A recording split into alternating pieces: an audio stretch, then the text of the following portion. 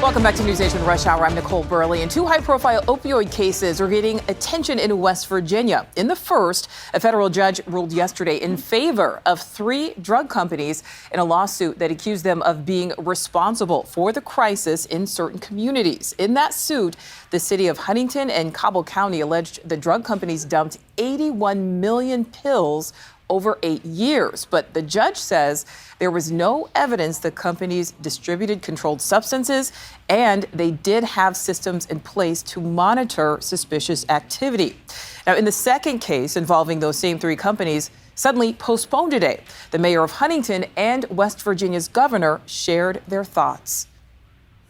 I am more determined than ever, even if I have to go to my very last breath on earth, to make blessed sure that this never ever happens again, and those who brought it upon us have to pay. From a standpoint of my feelings about the rulings that have come down, I'm disappointed, absolutely, without any question.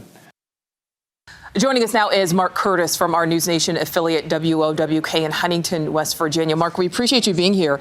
Now, we just heard from the mayor and the governor there. Have you heard reaction from other local leaders?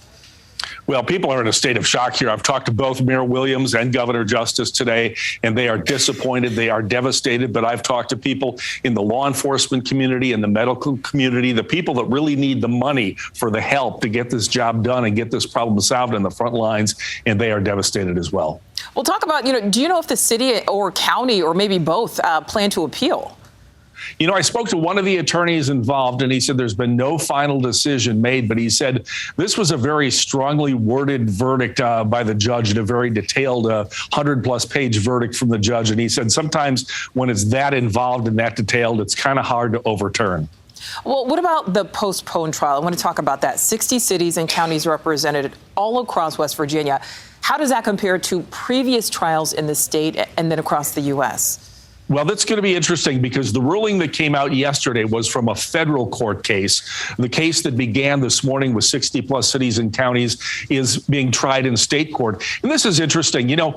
Big cities have had opioid problems and they've sought redress for this. But what do you do for the little community in the holler that has only 4,000 people or 500 people, and yet they have a serious opioid problem? The suit that started today is kind of a collective joining of all the cities and counties in West Virginia, big and small, to try and get some damages.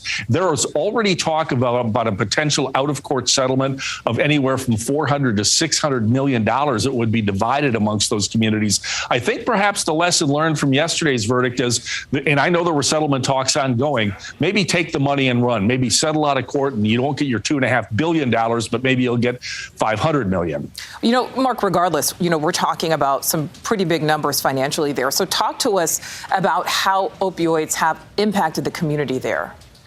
I've been in radio and television news for 46 plus years. I have never seen anything like this. This is the most devastating thing I've ever seen. I've interviewed a lot of people who have substance abuse disorder, who use opioids regular, daily. They're addicted. I would say I know several dozen, maybe 30 plus, to a person. Every single solitary one of them has lost their children.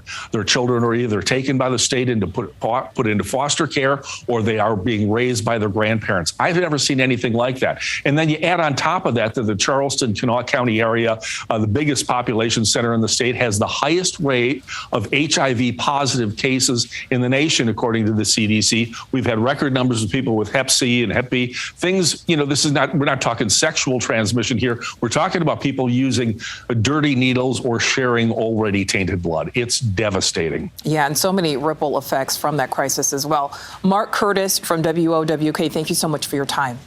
Anytime, Nicole.